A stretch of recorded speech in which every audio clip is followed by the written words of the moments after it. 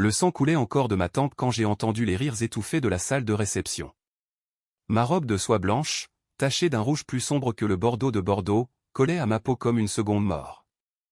J'étais morte ou du moins, j'aurais dû l'être étendue sur le sol froid du château de Versailles loué pour l'occasion, entourée de serveurs paniqués et de invités qui murmuraient déjà « c'est elle, la menteuse, la fausse mère ». Et puis, le noir. Un vide absolu, plus profond que les catacombes de Paris. Mais au lieu du jugement dernier, j'ai ouvert les yeux sur le plafond fissuré de mon appartement du Marais, il y a 15 ans, le jour où j'ai dit oui à Étienne sous la pluie fine de Montmartre. Mon cœur a bondi comme un prisonnier libéré, j'étais revenu. 30 ans, vivante, respirante, avec le goût amer du café au lait sur les lèvres et la bague de fiançailles qui pesait encore trop lourd à mon doigt. La vengeance n'était plus un rêve fiévreux dans les limbes, elle était là, palpable, prête à être taillée comme un diamant noir. Je m'appelle Claire Duval, ou du moins, c'est le nom que j'ai porté jusqu'à ce que le monde le piétine comme une vieille affiche de cinéma. À l'époque, cette époque que je revivais maintenant avec une clarté surnaturelle, j'étais une galeriste ambitieuse de 28 ans, amoureuse d'un architecte charismatique nommé Étienne Laurent. Paris nous avait enveloppés dans son manteau de lumières éternelles, dîner aux chandelles chez l'ami Louis, promenade le long de la Seine où il me jurait fidélité éternelle, et ces nuits où nos corps se mêlaient comme les rivières de la Loire. Mais sous cette façade idyllique, des fissures rampaient déjà. J'ignorais alors que mon fiancé, ce bel homme aux yeux verts hérité de sa lignée bourgeoise, avait un passé plus tordu qu'un escalier hélicoïdal de la tour de Babel. Il m'avait choisi non pour mon âme, mais pour mon nom, Duval, une famille de vignerons provençaux qui croulaient sous les hectares de vignes et les secrets enfouis dans les caves humides. Le matin de mon réveil ou de ma renaissance, devrais-je dire, je me suis redressé dans le lit défait, les draps imprégnés de l'odeur de lavande séchée que j'aimais tant. Étienne dormait encore à mes côtés, son souffle régulier comme un métronome de la mort à venir. Je l'ai regardé, et une nausée violente m'a submergé. Je revoyais tout, le jour du mariage de notre fille, Sophie, 15 ans plus tard. Elle, rayonnante dans sa robe en tulle, lisant fièrement sa carte de place, fille fausse.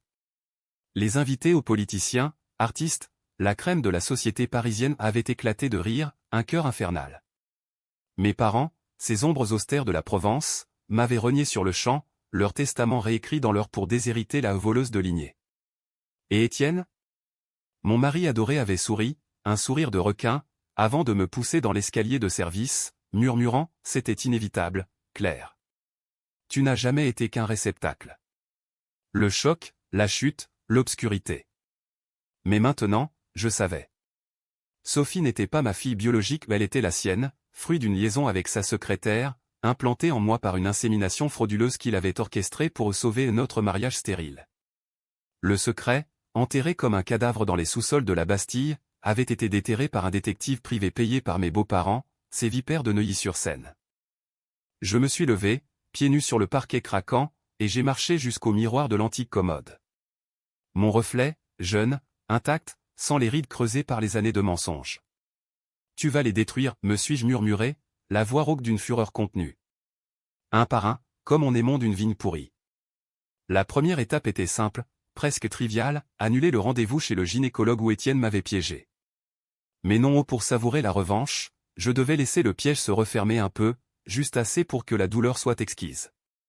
J'ai enfilé ma robe chemise en lin blanc, celle que j'adorais pour sa simplicité paysanne, et je suis sorti dans les rues embrumées du Marais. Les boulangeries exhalaient leur parfum de croissants chauds, les passants pressés ignoraient que le destin d'une femme venait de pivoter sur son axe. J'ai marché jusqu'à la Seine, jetant un regard au pont des Arts, ce pont des cadenas d'amour que nous avions scellé ensemble. Bientôt, je le ferai sauter, métaphoriquement parlant.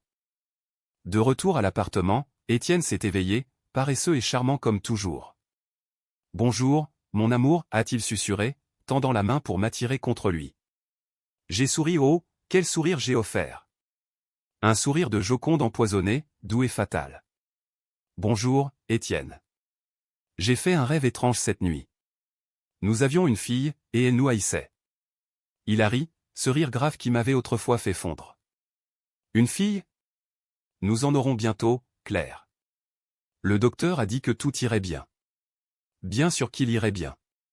Pour lui. » J'ai laissé ses lèvres effleurer les miennes, goûtant déjà le venin de la trahison à venir. Mais intérieurement, je planifiais, je contacterais discrètement un laboratoire privé, exigerais des tests prénataux anonymes. Non pour l'empêcher ou pour le documenter, pour avoir la preuve irréfutable quand le moment viendrait de le noyer dans son propre mensonge. Les jours suivants ont été un balai de faux-semblants.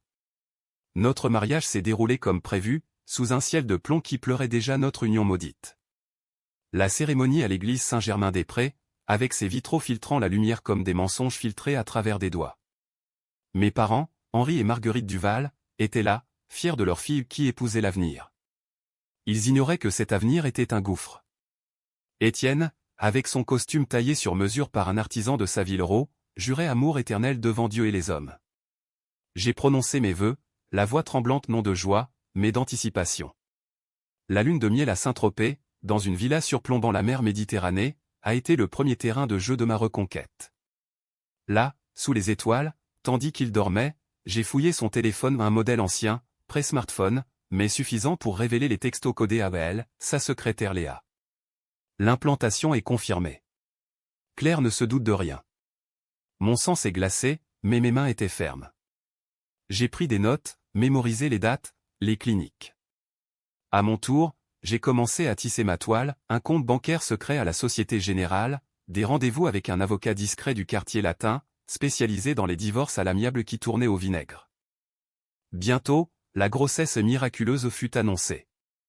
Les félicitations pleuvaient comme confettis empoisonnés, dîner chez les Laurent, où sa mère, cette harpie aux bijoux Cartier, me serrait dans ses bras en chuchotant, enfin, une héritière pour notre lignée. Son père, un magnate de l'immobilier, hochait la tête, les yeux calculateurs. Il savait déjà, bien sûr Étienne leur avait tout confié, ce complot familial pour diluer mon sang provençal dans leur aristocratie factice. Sophie naquit un printemps pluvieux de 2010, dans une clinique privée des Champs-Élysées. Je la tins dans mes bras, ce petit être hurlant, et pour un instant un seul, l'amour fut vrai. Elle était à moi, malgré les mensonges. Mais je sus, dès ce jour, que je la protégerais en la détruisant d'abord, en exposant la pourriture qui l'entourait. Les années passèrent en un clin d'œil accéléré par ma mémoire ressuscitée. J'élevai Sophie comme une Duval, livre de Victor Hugo lu au coin du feu, escapade en Provence pour cueillir les raisins, leçon de peinture dans mon atelier du Marais. Étienne, de son côté, gravissait les échelons, projet d'écoquartier à la Défense, article flatteur dans Le Monde. Mais je voyais les fissures, ses absences prolongées, les parfums étrangers sur ses chemises, les appels chuchotés à Léa, promue assistante personnelle. Je collectais tout, photos volées, relevés bancaires falsifiés pour cacher des versements à elle. Mon avocat, Maître Roux, un renard roux au verbe acéré, me conseillait la patience. Attendez le scandale, madame. Les hommes comme lui tombent plus bas quand ils volent trop haut. Le premier coup de poignard fut porté lors d'un gala au Louvre. Sophie avait 5 ans, robe rose comme une cerise, courant entre les statues antiques. Étienne dansait avec Léa haut, pas ouvertement, mais leur corps trop proche trahissait tout. J'ai feint l'ivresse, renversé un verre de champagne sur elle, provoquant un éclat de rire général. Désolé, ma chère, les bulles me montent à la tête. Mais mes yeux, rivés aux siens, disaient, je sais. Elle pâlit, il rougit. Ce soir-là, dans notre lit, il me reprocha ma jalousie mal placée. Je ris, pour la première fois depuis ma renaissance, un rire qui sonnait comme un glas. Jalouse? Non, Étienne. Juste curieuse. Curieuse de savoir pourquoi Sophie a les yeux verts de Léa. Il se figea, mais se reprit vite, absurde. C'est le hasard génétique. Je hochai la tête, feignant l'acquiescement. Mais le lendemain, j'envoyai un échantillon de cheveux de Sophie à un labo suisse. Les résultats arrivèrent 2 semaines plus tard, 99,9% de paternité pour Étienne, 0% pour moi. La preuve. Gravée dans le marbre froid de la science. Avec cette preuve en poche, je pouvais frapper. Mais la vengeance, comme un bon vin français, se bonifie avec le temps. Je décidai d'attendre, de laisser la moisissure s'installer. Sophie grandissait, une petite tornade de joie et de questions. « Maman, pourquoi papa rentre si tard ?» Je souriais, l'embrassant sur le front. Parce qu'il construit des châteaux pour les fées, ma chérie. Des châteaux de sable, plutôt, prêts à s'effondrer sous la marée de la vérité. Pendant ce temps, je transformais mon atelier en forteresse, tableau sombre, inspiré des toiles de Géricault, où des corps tordus par la rage hurlaient leur silence. Mes expositions cartonnaient Les ombres de l'héritage, titrait Le Figaro, ignorant que chaque coup de pinceau était une lame aiguisée pour Étienne. Léa devint une ombre persistante. Promue directrice adjointe de son cabinet, elle osait même venir dîner chez nous, sous prétexte de discussions professionnelles. Je l'observais, cette blonde filiforme aux lèvres siliconées, et je voyais en elle non une rivale, mais une marionnette. Étienne tirait les ficelles, mais bientôt, je couperais les fils. Lors d'un de ces dîners, alors que Sophie jouait au piano un air maladroit de Debussy, je glissai une question innocente, « Léa, as-tu déjà pensé à fonder une famille ? Avec tout ce talent, ce serait du gâchis. » Elle rougit, balbutia quelque chose sur sa carrière. Étienne toussa dans son verre de Châteauneuf-du-Pape. Je souris intérieurement. Le piège se resserrait. Ma première décision controversée vint un soir d'hiver, quand la neige rare de Paris enveloppait la ville d'un linceul blanc. J'avais découvert, en fouillant les dossiers d'Étienne, un projet frauduleux, un contrat pour un immeuble à Belleville, surfacturé de millions, avec des pots de vin versés à des élus de la mairie. Au lieu de le dénoncer anonymement en trop propre, trop facile, je décidai d'intervenir personnellement. Déguisé en sans-abri, manteau rapiécé acheté dans une friperie de Pigalle, je m'approchai d'un conseiller municipal lors d'une réception caritative au palais de Tokyo. « Monsieur, j'ai des informations, murmurai-je, glissant une enveloppe dans sa poche. Dedans, copie des contrats, et une note, la femme d'Étienne Laurent c'est tout. Pas mon nom, juste assez pour semer le doute. » Le lendemain, les journaux titraient « Soupçon de corruption dans l'immobilier parisien ». Étienne rentra blême, accusant ses rivaux. Je le consolai, mes bras autour de lui comme un étau. Tout ira bien, mon amour. Les mensonges finissent toujours par éclater. Sophie avait 10 ans quand le premier craquement retentit. À l'école, une dispute avec une camarade, « Ton papa n'est pas ton vrai papa », c'est ce que dit ma mère. Les pleurs, les nuits blanches. Étienne minimisa, des ragots de gamine. Mais moi, je vis l'opportunité. J'organisai une thérapie familiale chez un psychologue de renom, le docteur Moreau, que j'avais briefé en avance sur les tensions conjugales. Lors de la session, je craquai, larmes théâtrales, aveu fabriqué sur mes doutes d'infertilité. Et si Sophie n'était pas ? Étienne explosa, me traitant d'hystérique. Le docteur Moreau nota tout, et bientôt, une recommandation pour un test ADN volontaire atterrit sur le bureau du juge aux affaires familiales. Étienne refusa, bien sûr, mais le doute s'insinua comme un ver dans une pomme. Les beaux-parents Laurent, ces piliers de la bonne société, commencèrent à me snober. Invitations annulées, regard froid au vernissage. La mère d'Étienne, Viviane, me glissa un jour, lors d'un thé chez La Durée, « Claire, chérie, l'arbre généalogique des Laurent est pur depuis Louis XIV. Ne le souille pas avec thé. » Fantaisie provençale. Je bus mon macaron empoisonné de sucre, répondant d'une voix douce, « Les vignes de ma famille ont survécu aux révolutions, madame. Elles savent couper les branches mortes. » Elle pâlit, mais je savais qu'elle complotait déjà avec son mari, Armand, pour un test secret sur Sophie, le même qui, dans ma vie précédente, avait tout fait voler en éclats au mariage. Pour contre-attaquer, je plongeai dans le passé d'Étienne. Un voyage à Lyon, sa ville natale, où j'embauchai un détective privé, un ancien flic aux cicatrices de la BAC.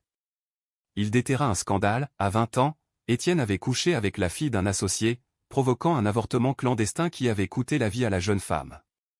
Couvert par l'argent familial, étouffé comme un feu de paille. « C'est du solide, Madame Duval, » me dit le détective dans un bar enfumé du Vieux-Lyon. Mais dangereux. Les Laurent protègent leurs secrets comme des reliquaires. Je payai en cash, et rangeai le dossier dans mon coffre-fort. Pas encore.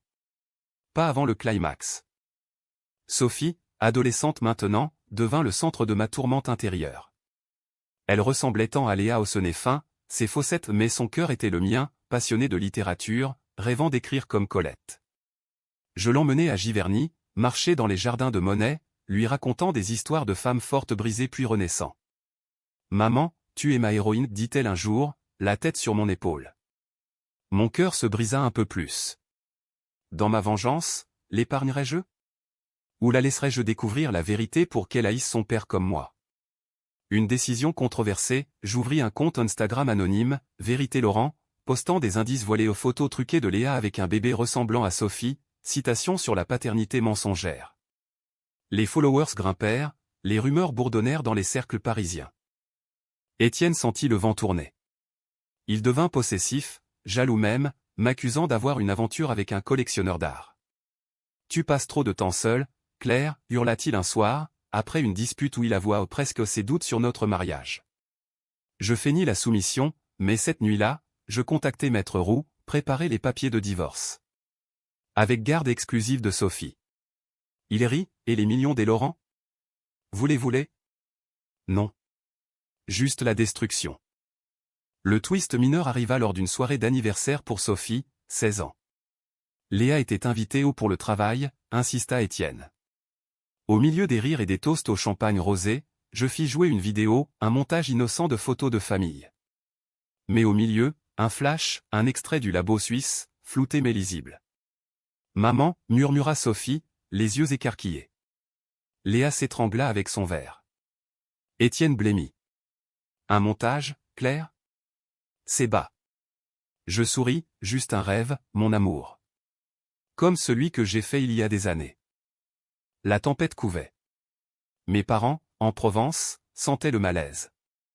Un appel d'Henri, fille, qu'est-ce qui se passe à Paris? Les Laurent parlent de divorce. Je rassurais, rien, papa. Juste des ombres. Mais intérieurement, je préparais le coup fatal, exposer le passé d'Étienne au grand jour, via un article anonyme au Canard enchaîné. L'architecte des rêves, bâtisseur de cauchemars. L'épreuve? Irréfutable. La chute commencerait là. L'article parut un mardi matin, comme un coup de tonnerre sur la place de la Concorde. Étienne Laurent, le génie de l'immobilier, cache un passé sanglant au titre en gras, sous la plume acerbe d'un journaliste que Maître Roux avait graissé.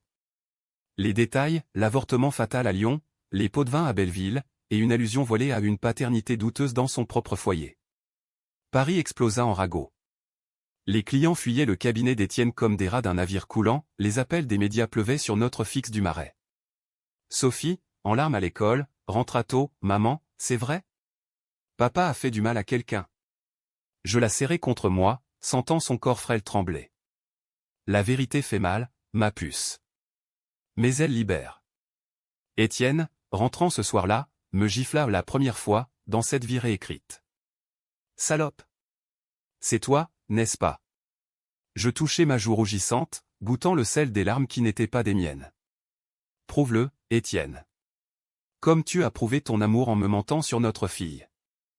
La contre-attaque fut rapide et vicieuse. Les Laurent engagèrent les meilleurs avocats, menacèrent de procès pour diffamation. Viviane m'appela, voix sifflante comme un serpent du jardin des plantes, « Tu vas regretter, Claire. Nous te dépouillerons de tout au même de cette gamine que tu prétends aimer. » Je raccrochai, riant doucement. Ils ignoraient que j'avais déjà transféré des fonds, des toiles vendues sous le manteau à des collectionneurs suisses, un trust pour Sophie au nom de mes parents. La guerre était déclarée, et Paris, cette ville de duel masqué, serait notre arène. Ma décision la plus controversée vint alors, impliquer Sophie. Pas pour la blesser, mais pour l'armer. Je l'emmenai à un laboratoire discret près de la Sorbonne, prétextant un check-up santé. « Fais-moi confiance, ma chérie, dis-je en lui tendant le coton-tige. Les résultats confirmèrent ce que je savais, Étienne père, moi étrangère. Mais au lieu de la cacher, je lui montrai le rapport, lors d'une promenade au Luxembourg. Sophie, ton père t'aime. Mais il m'a trahi. Et toi, tu es plus Duval que Laurent. Ses yeux verts maudits, s'emplirent de confusion, puis de rage. Il m'a menti? À moi aussi? Elle pleura, mais ce soir-là, elle me serra fort, je suis avec toi, maman. Contre lui. Étienne découvrit le test volé aux Sophie, dans un accès de colère adolescente, l'avait laissé traîner. L'enfer se déchaîna. Il tenta de me faire interner, invoquant une crise psychotique due à mon infertilité refoulée. Les psychiatres payés par lui diagnostiquèrent une paranoïa. Mais j'avais anticipé, Maître Roux présenta mes propres expertises, prouvant ma santé mentale, et contre-attaqua avec une demande de divorce pour adultère, preuve à l'appui aux photos de Léa et Étienne dans un hôtel de Deauville, obtenues par mon détective. Le juge, une femme au regard d'acier comme ceux des suffragettes françaises, accorda la garde provisoire à moi. Étienne hurla en sortant du tribunal, « Tu ne gagneras pas, Claire. La famille Laurent te broiera. » Léa, sentant le vent tourner, tenta de négocier. Un café rue de Rivoli, sous la pluie battante. « Claire, je ne voulais pas. C'était son idée, l'insémination. Pour te garder. Je sirotais mon expresso, la regardant se tordre. Et maintenant? Tu veux Sophie? Elle hocha la tête, larmes aux yeux. Ma décision, la briser sans la tuer. Prends-la. Mais dis-lui la vérité, que tu l'as volée dans mon ventre. Léa s'effondra, suppliant. Je partis, laissant derrière moi une femme ruinée, qui démissionna le lendemain dans un scandale relayé par Closer. Les mois suivants furent un tourbillon de tension. Sophie alternait entre nous, mais penchait vers moi, hantée par les mensonges. Mes parents, alertés, vinrent à Paris Henri avec sa canne de vigne noueuse, Marguerite avec ses recettes de ratatouille comme armure. « Fille, nous te croyons, dit Henri, après avoir lu les dossiers. Les Laurent sont des renards. Nous te soutenons. » Leur héritage les vignobles furent écrits en ma faveur, excluant toute alliance impure. Viviane, apprenant cela, organisa une confrontation chez eux, à Neuilly, un dîner tendu, argenterie tintant comme des menottes. « Claire, tu es une arriviste, cracha Armand. Sophie est une Laurent. Je ripostai, voix calme, et si je révélais votre petit secret à Lyon, monsieur? La fille que votre fils a tuée dans l'ombre? Silence de mort. Ils signèrent un chèque énorme pour le bien de l'enfant. Je le déchirai devant eux. Garde ton or, vieillard. Je veux votre sang. Le point de non-retour fut le gala de charité pour l'UNESCO, où Étienne présentait son projet vers l'ironie suprême. J'y allais, robe rouge comme le sang de ma tante fantôme, Sophie à mon bras. Au milieu des discours, je montais sur scène, micro en main, invité d'honneur pour mon engagement artistique. Mesdames, messieurs, commençais-je, voix amplifiée dans la salle somptueuse du Carrousel du Louvre. L'héritage n'est pas dans le sang, mais dans les actes. Étienne Laurent, votre hôte, a bâti sur des mensonges, corruption, trahison, et une paternité volée. Les flashs crépitèrent. Je projetai les slides, contrats falsifiés, rapport ADN, l'article sur Lyon. La foule murmura, puis hurla. Étienne bondit, me poussant hors scène. Folle. Mais les caméras tournaient. Le lendemain, arrestation pour fraude. Léa témoigna contre lui, deal d'immunité en poche. Sophie choisit, je reste avec maman. Mais le twist guettait, tapis dans l'ombre. La chute d'Étienne fut spectaculaire, digne d'un opéra de Verdi mis en scène par Godard. Emmené menotté du palais de justice, flash des paparazzis comme une averse de grêle sur l'avenue Foch. Les manchettes hurlaient, l'Empire Laurent s'effondre, adultère, fraude et meurtre couvert. Son cabinet ferma, créanciers aux portes comme des loups.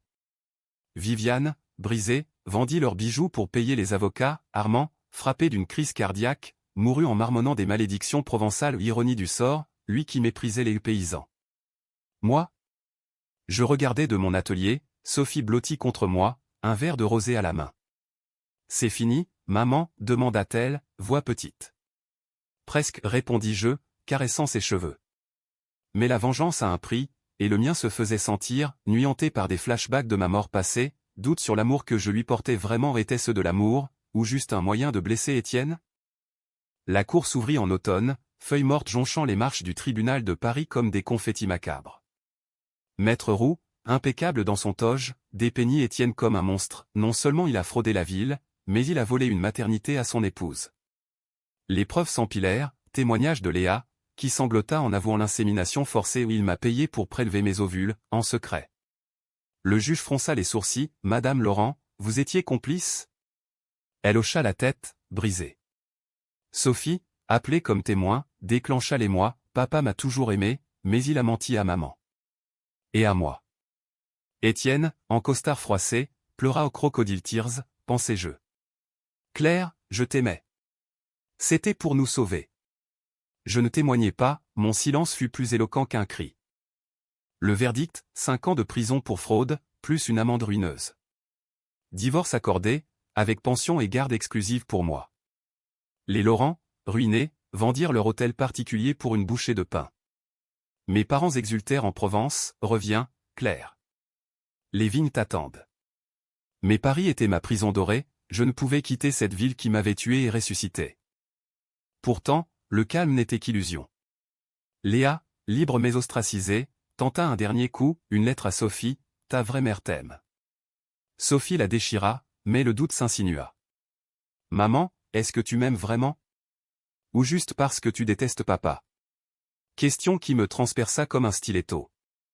Ma décision controversée, la vérité nue. Je t'aime, Sophie. Mais oui, ta naissance était un mensonge. Et ma vengeance. Elle t'a blessé. Pardonne-moi. Elle pleura, nous pleurâmes, et pour la première fois, je sentis la catharsis, pas la joie, mais un vide purifié. Étienne, en cellule à frêne, m'écrivit, tu as gagné, mais tu as perdu ton âme. Peut-être. Je visitais, une fois, à travers la vitre sale. Pourquoi, Étienne? Pour l'héritage? Il ricana, pour le contrôle. Comme toi maintenant. Je partis sans un mot, mais ses yeux verts, ses yeux maudits me suivirent dans mes rêves. Sophie et moi recommençâmes, déménagement dans un appartement plus petit près du canal Saint-Martin, mes toiles vendues pour financer ses études de lettres. Elle écrivit une nouvelle, inspirée de nous, La fille fausse, sur une femme qui renaît de ses cendres.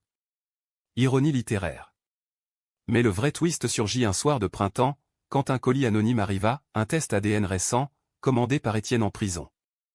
Résultat, Sophie était bien la mienne. L'insémination? Un mensonge de plus.